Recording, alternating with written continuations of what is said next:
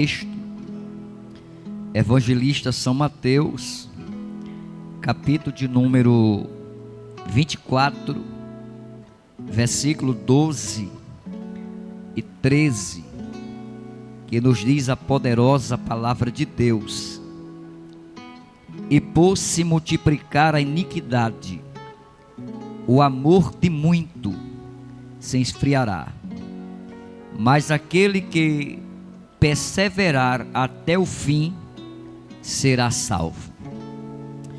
Eu tomei por base o livro Evangelho do Senhor Jesus, conforme escreveu Mateus, capítulo 24. Ele é conhecido como sermão escatológico. Ele trata das coisas futuras, mas é interessante quando Mateus ele vai nos narrar falando sobre a multiplicação da iniquidade. O iníquo, ele é um personagem ou indivíduo que ele se conforma com o pecado. É bem verdade que quando esse texto ele foi escrito, houve algumas indagações da parte dos discípulos, daqueles que acompanhavam Jesus mais de perto. Se você observar os primeiros versículos do capítulo 24 de Mateus, vamos observar que ele vai falar de alguns assuntos, porque o tempo em que nós estamos vivenciando é tempo sombrio, é tempo de tensas trevas. E é bem verdade que acerca desse assunto, a escatologia bíblica, ela nos diz que Jesus ele vai voltar. E é bem verdade que essa mensagem acerca da volta de Jesus, ela sempre será uma mensagem da atualidade. Quando nós observamos falando sobre a multiplicação da iniquidade, vamos observar que a iniquidade, quando Jesus trouxe essa palavra da multiplicação da iniquidade, ele estava tentando abrir a mente daqueles que ele ladeavam, a saber, os seus discípulos. E aqui nesse texto nós vamos encontrar alguns sinais, porque diz a Bíblia que quando Jesus ele vai saindo do templo, os seus discípulos ele vai lhe indagar acerca do tempo, qual seria o tempo e qual seria o sinal da vinda de Jesus. Haja vista que quando nós vamos observar a Bíblia, ela está recheada acerca da vinda de Jesus, a ponto que João capítulo 14, verso 1, João vai dizer: não se turbe o vosso coração, creia em Deus, creia também em mim. Na casa de meu pai há muitas moradas. Se assim não fora, eu não vos teria dito, eu vou preparar-vos lugar, e quando eu for, eu voltarei outra vez, e vos levarei para mim mesmo, para que aonde eu estou, vocês estejais também. Mateus capítulo de número 24, versículo de número 36, ele vai dizer: mas o dia e hora nem o homem sabe, mas unicamente o Pai. Quando Jesus ele profere esta palavra acerca da sua vinda, Jesus ainda estava palmilhando aqui nesta terra. Haja vista que o ministério terreno de Cristo, ele permeou ou durou por um período de 3 anos e 6 meses.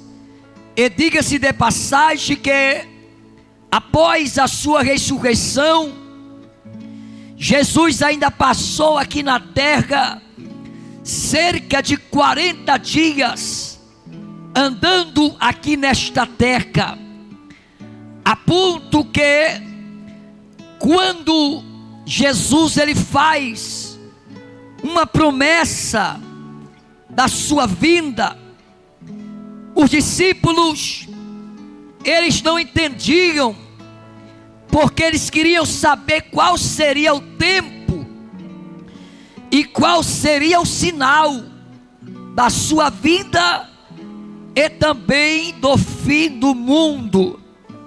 Então Mateus 24 vai dar alguns sinais, e o primeiro sinal que Mateus ele vai nos revelar no capítulo 24, ele disse que muitos viriam no nome de Cristo e enganariam a muitos, a ponto que o apóstolo Paulo ele vai nos trazer uma revelação de Deus, dizendo que se vier outro evangelho além deste, torne-se anátema, ou seja, um evangelho amaldiçoado.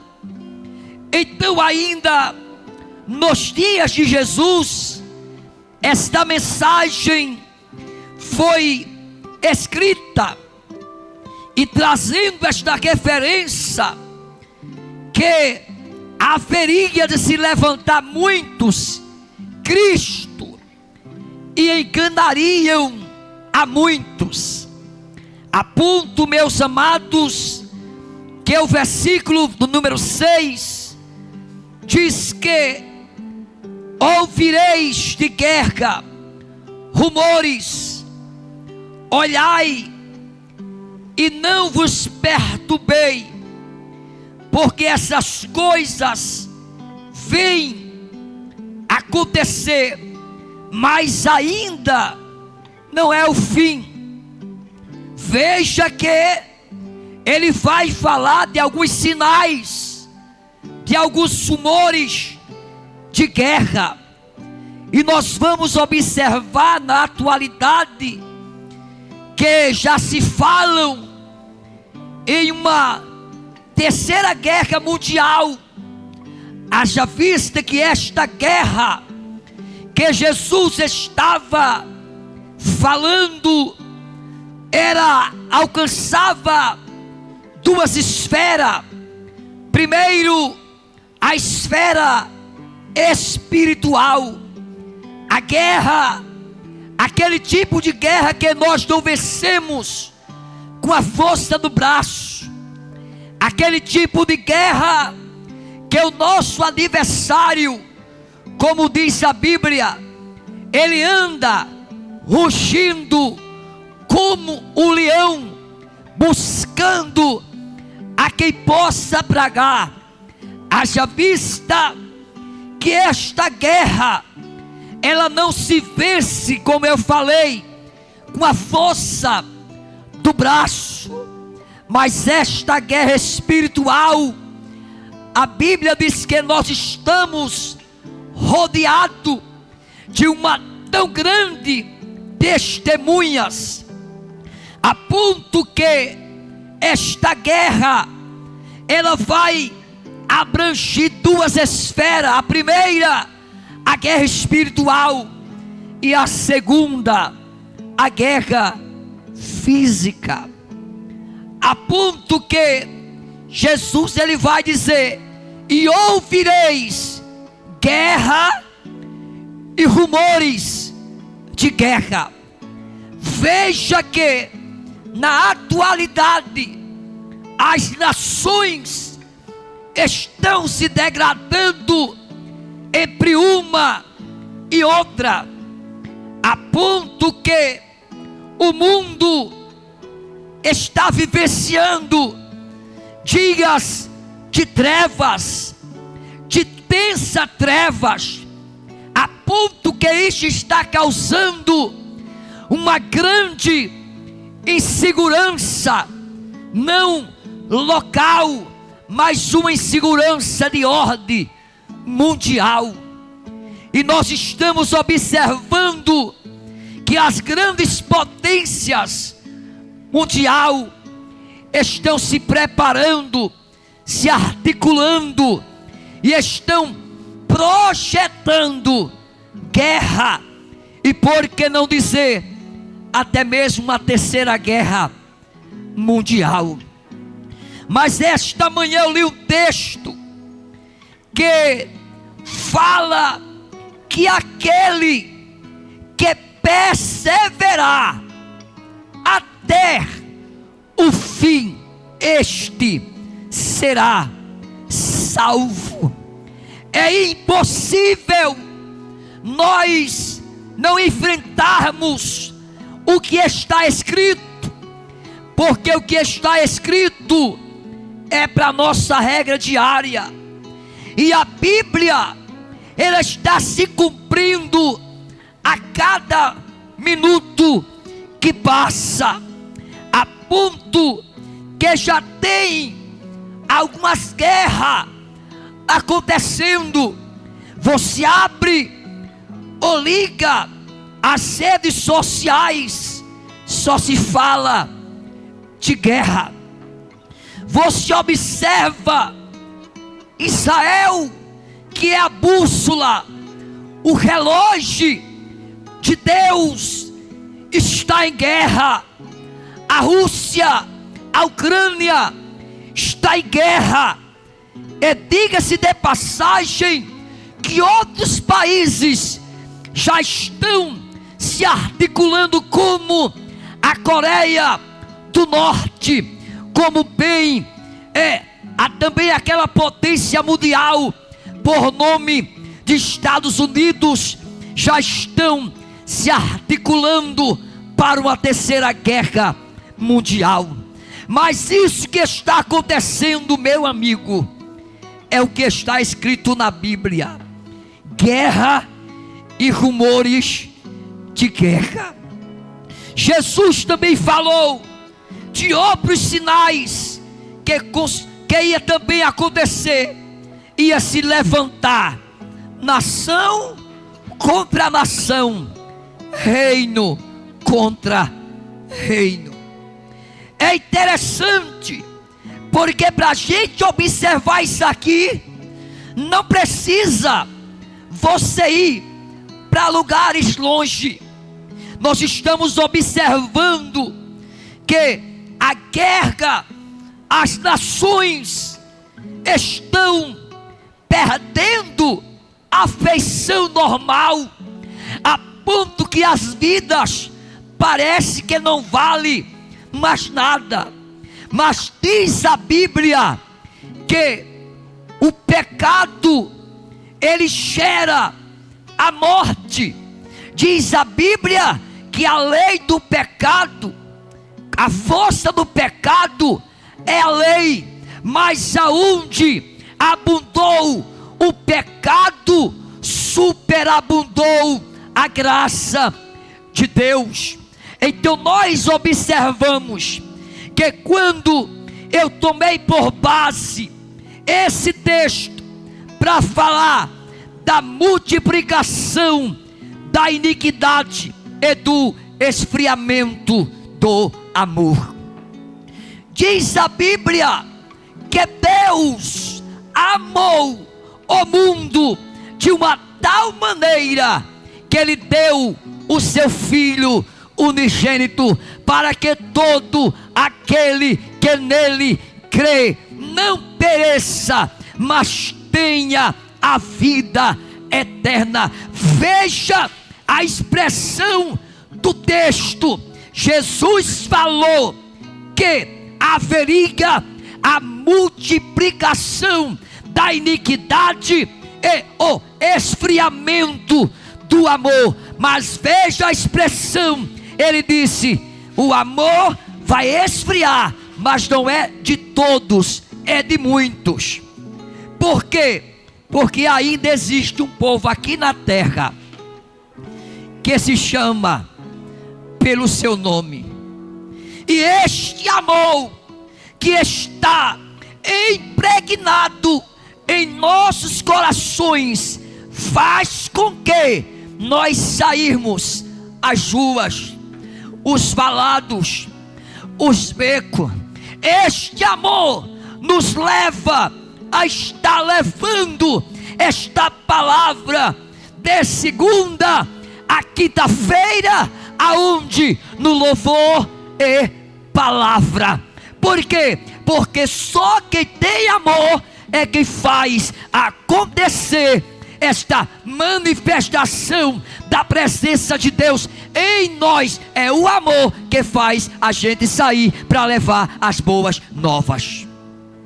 Então veja bem, ele vai dizer: e o amor de muitos se esfriará, a ponto que Apocalipse capítulo 3 versículo 11, a carta magna de Deus vai nos revelar acerca desta palavra tão fiel e tão verdadeira.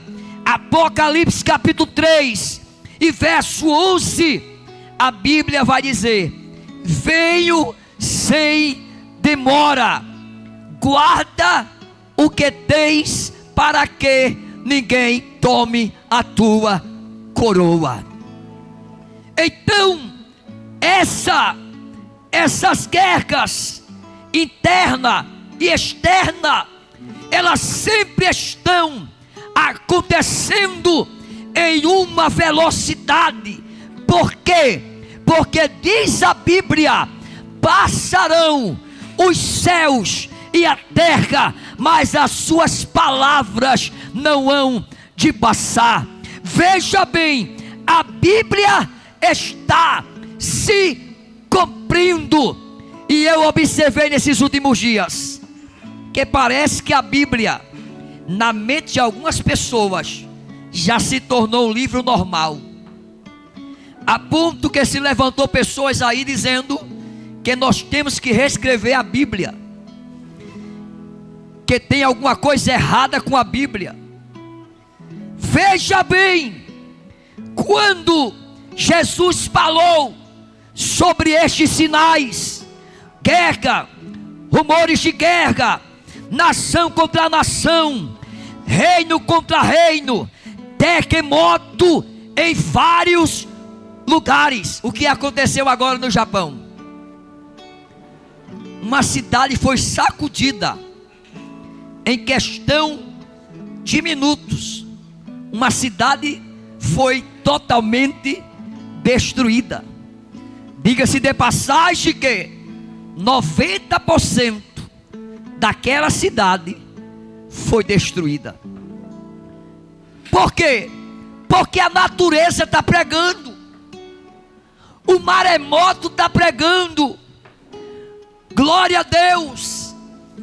Tudo está dizendo que Jesus está voltando. E você, meu amigo, precisa tomar a sua decisão. Você precisa sair de cima do muro. Por quê? Veja o que está acontecendo agora nas outras nações. Já estão querendo aí levantar um líder mundial. O que é isso? É o anticristo colocando a sua plataforma. E a Bíblia diz que muitos anticristos já tem se levantado, a ponto que as pessoas não sabem mais em quem acreditar. Já tem pessoas que sobem um prédio e pula de lá de cima. O espírito de suicida, de homicida. Mas essa manhã eu vim aqui para dizer para você que por se multiplicar a iniquidade, o amor de muitos se esfriará. A Bíblia diz que o salário do pecado é a morte.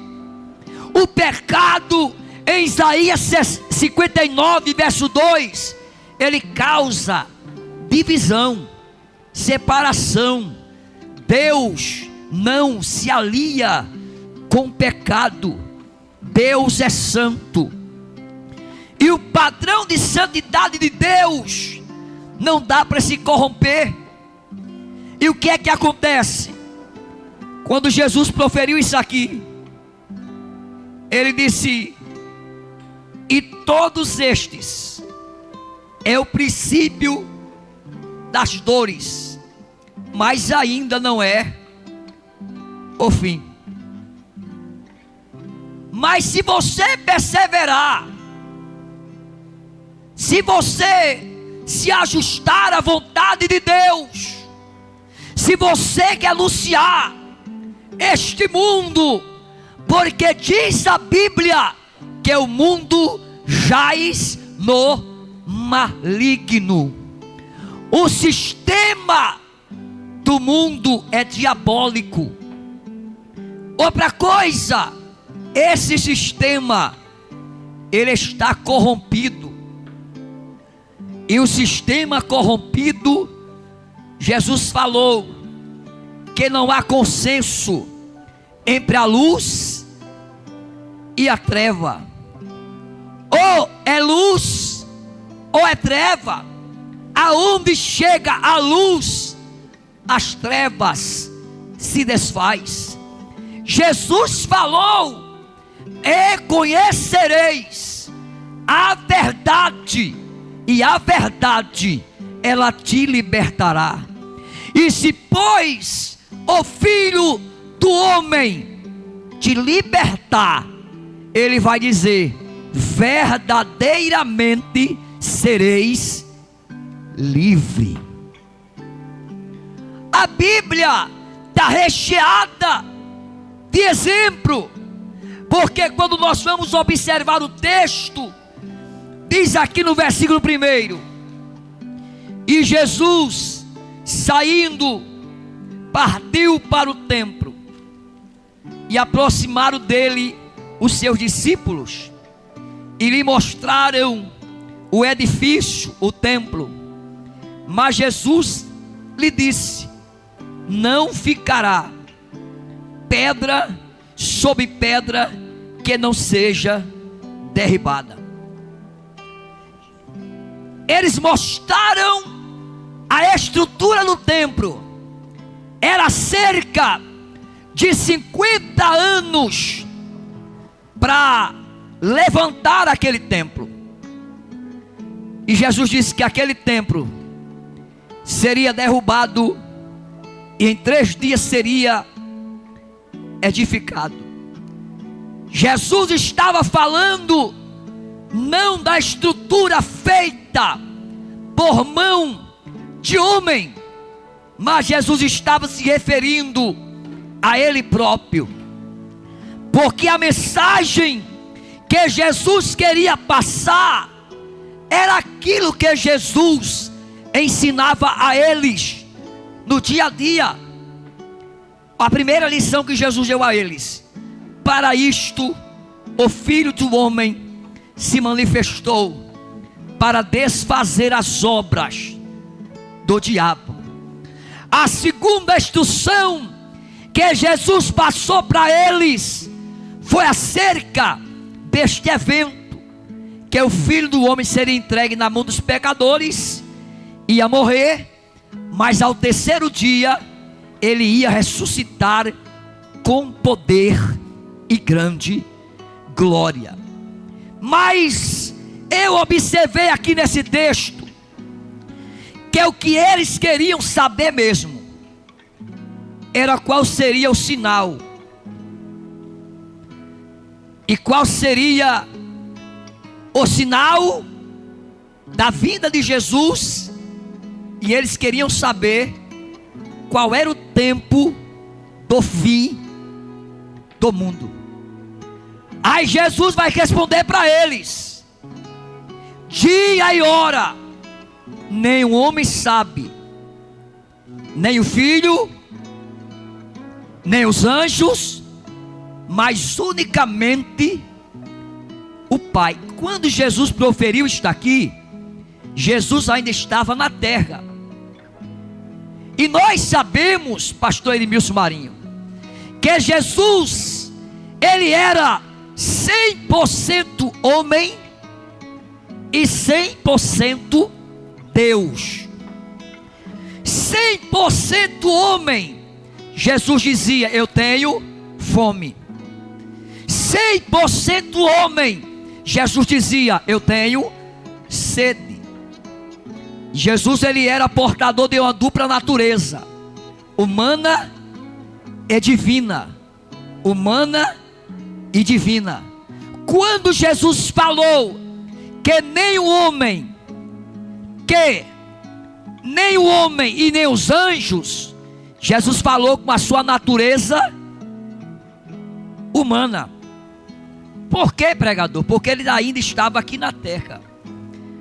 Mas quando Jesus, em Mateus capítulo 25 e verso 13, ele diz assim: vigiai, pois, porque não sabei nem o dia e nem a hora que o Filho do Homem há de vir. 100% Deus. Porque Jesus daqui agora estava se referindo a Ele próprio, a ponto que quando Jesus queria manifestar a sua natureza divina, ele olhava para o cego e perguntava: o que é que você quer que eu faça?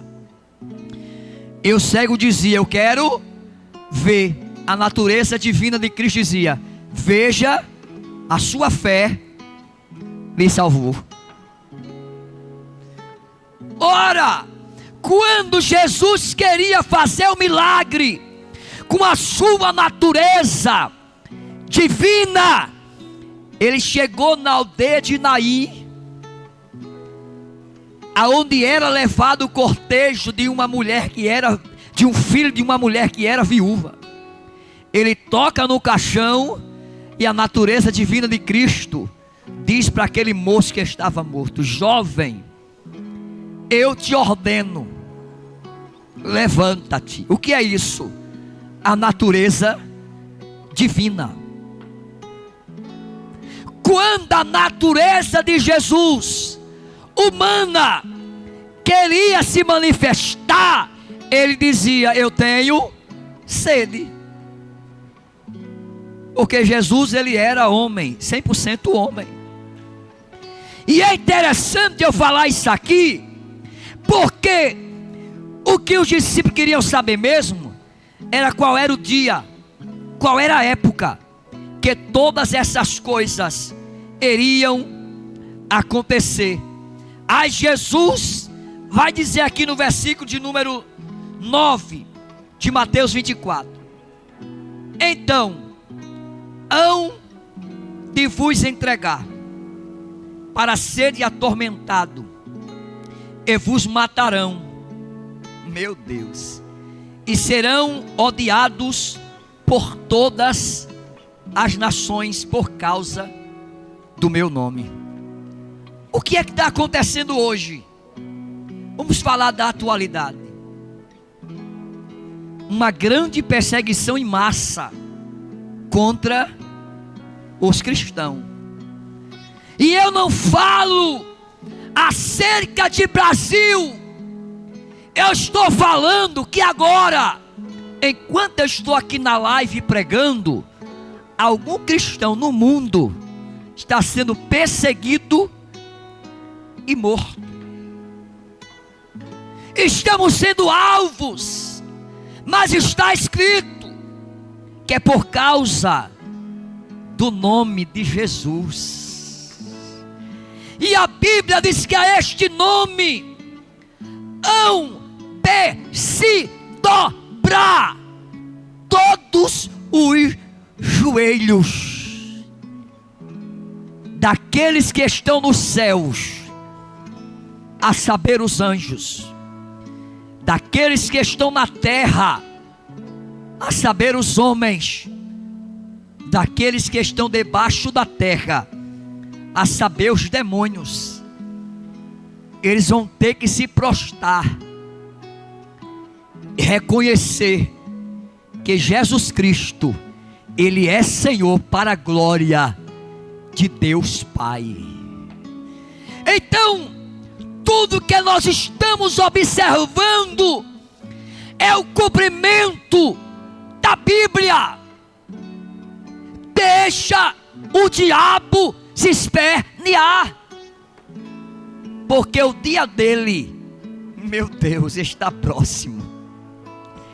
E a cada minuto que passa, a igreja, quando eu falo igreja, eu não estou falando de uma placa de igreja, não. Eu estou falando a igreja de Cristo, que somos nós. Não dá tempo mais para estar se preparando. Nós temos que estar preparados, porque nós não sabemos o que vai acontecer daqui a 1 minuto. Então, Jesus estava advertindo eles e disse para eles: vocês vão passar por tudo isso por causa do meu nome. Tem pessoas hoje que não querem mais ser perseguido, não. E diga-se de passagem que a perseguição, nós não sabemos por onde ela vai vir. A Bíblia diz que os nossos inimigos vai se levantar dentro da nossa própria casa. Isso é bíblico. Não estou dizendo que a pessoa que está dentro da sua casa é seu inimigo. Não, eu estou dizendo que o inimigo vai se levantar dentro da nossa própria casa. Casa em 2 aspectos: casa espiritual e casa física. Jesus estava preparando eles, porque em Apocalipse 3:20 ele vai dizer: eis que eu estou à porta e bato. Se alguém ouvir a minha voz e abrir a porta, eu entrarei em sua casa, cearei com ele e ele comigo. João capítulo 10 versículo 9, Jesus vai dizer: eu sou a porta. Se alguém entrar por mim, salvar-se-á, entrará, sairá e achará pastagem. Ele disse: o ladrão não vem senão a roubar, matar e destruir. Mas eu vim no dia 4 de janeiro para dizer que você tem vida, e vida em abundância. João 17:3: e a vida eterna é esta, que conheçamos a ti como único e verdadeiro Deus, e a Jesus Cristo, a quem enviastes. Vida eterna é uma qualidade de vida que só Deus pode proporcionar ao homem. Vida eterna. Meu Deus. Então Jesus estava dizendo para eles: vocês vão passar por tudo isso. Vai vir terremoto, vai vir maremoto, vai vir guerra, rumores de guerra, vai ter nação contra nação, vai ter reino contra reino, vai vir muitas pessoas dizendo: eu sou o Cristo. Mas aquele, eita glória, que perseverar aqui é não errar o alvo. Glória a Deus. Perseverar aqui é você estar preparado para o maior evento do cristianismo. E qual é o maior evento do cristianismo? O evangelho é simples. O evangelho não precisa de autoajuda. Glória a Deus. Segunda coisa, o evangelho não precisa de mecanismos humanos. Glória a Deus, porque disse o apóstolo Paulo: o evangelho de Cristo, ele é o poder de Deus. Ele é o poder de Deus para a salvação de todos aqueles que crê. Se você crê, diz a Bíblia que rios de águas vivas vai fluir do teu interior. Meu amigo, escapa-te pela tua alma. O que é que está escrito em Lucas 12:20? Louco, esta noite te pedirão a tua alma, o que tens preparado e para quem será. Todos vão estar diante do tribunal de Cristo. Estarão duas multidões, uma à direita e outra à esquerda, e ele vai dizer para aqueles que renunciaram o evangelho: apartai-vos de mim, maldito, vocês que estão praticando a iniquidade. Meu amigo, não se conforme com esta vidinha. O iníquo é aquele personagem que se acomoda, que se relaxa, que acha prazer em pecar. Mas deixa eu te dizer uma coisa aqui, meu amigo: evangelho é renúncia. Evangelho é cruz. Jesus falou que aquele que não renunciar pai, mãe, não é digno de mim. Jesus tem que ser a primazia. Você não é só corpo, você tem uma alma, e dentro de você habita o Espírito. Corpo é aquilo que está escrito, fala da matéria, porque do pó você veio, e ao pó você vai tornar ao pó. Ninguém é maior que ninguém. Não. Pode existir algumas pessoas mais favorecidas, mais abastadas de dinheiro, mas você é pó, e ao pó você vai tornar. Você tem uma alma. É uma loucura estar sem Jesus. É uma loucura você sair de casa sem a presença de Jesus. Alma fala da sede das emoções, é as tuas escolhas, mas você tem o Espírito. E diz a Bíblia que Deus, Ele é Espírito, e importa que aqueles que o adorem em espírito e em verdade. Então, meu amigo, a minha pergunta é: qual o lado que você vai ficar? O da esquerda ele vai dizer: apartai-vos de mim, maldito. Vocês estão praticando a iniquidade. Quem pratica a iniquidade é aquele que está conformado com o pecado, já não sente mais o pecado, já não tem mais o temor.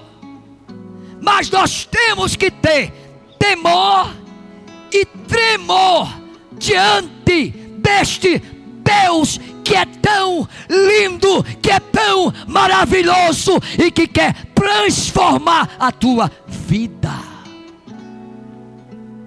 Escute, daqueles que estão à esquerda e daqueles que estão à direita, ele vai dizer: bem-vindo, eita, ó bendito do meu Pai, possuir, não é o céu, possuir os céus, que está preparado desde a fundação do mundo.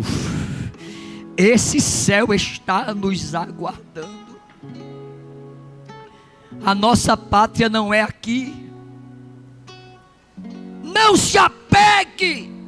Jesus falou: buscai em primeiro o reino de Deus e a sua justiça, e todas essas coisas vai te acompanhar. É consequência. Mas busque o reino no sentido de ter uma vida governada por Ele. E esse reino, escute, eu preciso lhe dizer isso: esse reino é um reino sem fim. O reino de Deus é de uma eternidade, ou de uma extremidade a outra, não tem fim. A Bíblia diz que as ruas são de ouro e de cristais. Os muros da cidade são de pedras preciosas. E ainda há lugar para você. Mas você precisa crer na Bíblia. Para quê reescrever a Bíblia? A Bíblia, ela rege este mundo. A Bíblia rege a família tradicional. É a Bíblia. A Bíblia é quem dá as diretrizes para nós educarmos nossos filhos. Escute, precisamos estudar mais, precisamos ler mais. E alguém pergunta: para que aramaico? Para que hebraico? Para que o grego? É necessário grego, é necessário aramaico, é necessário nós entendermos a Bíblia como ela é. Porque o grego não me salva, o aramaico não me salva, não, o hebraico não me salva, mas ele me salva de dizer besteira que não está escrito na Bíblia. Deixa eu te dizer uma coisa: a Bíblia diz: examinais as Escrituras, porque nela se descobre o poder de Deus. É necessário reconhecermos quem Ele é e o potencial que há neste Deus. Então coloque aí na live, escreva: eu quero Jesus, eu vou renunciar ao pecado. O pecado é uma tristeza, O pecado é uma granquena no meio do povo. Mas esta manhã o Espírito de Deus manda te dizer: abandone o pecado. Porque Deus não tem prazer no pecado. Mas a Bíblia diz que há alegria diante, não é diante de Deus, alegria diante dos anjos de Deus, por um pecador que se arrepende. Coloque aí: eu quero aceitar Jesus e renunciar este mundo de pecado. Olhe, meu amigo, essa pode ser a última mensagem que você está ouvindo, e você precisa tomar a sua decisão, porque Jesus falou que Ele vem, e Ele vem.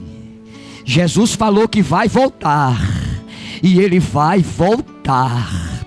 Jesus falou que o pecado jaz às portas. Eu estou pregando para pessoas aqui, pastor Marinho, que não tem força para deixar o pecado. Escute: o diabo, quando vai derrubar alguém, ele não derruba de uma vez só, ele vai batendo devagarzinho na base. Mas esta manhã Deus está mandando reforço. Oh, glória! De algum lugar Deus enviará socorro para a tua vida e para a tua família. Creia nisto. Que Deus nos abençoe. Aonde está a primeira pessoa?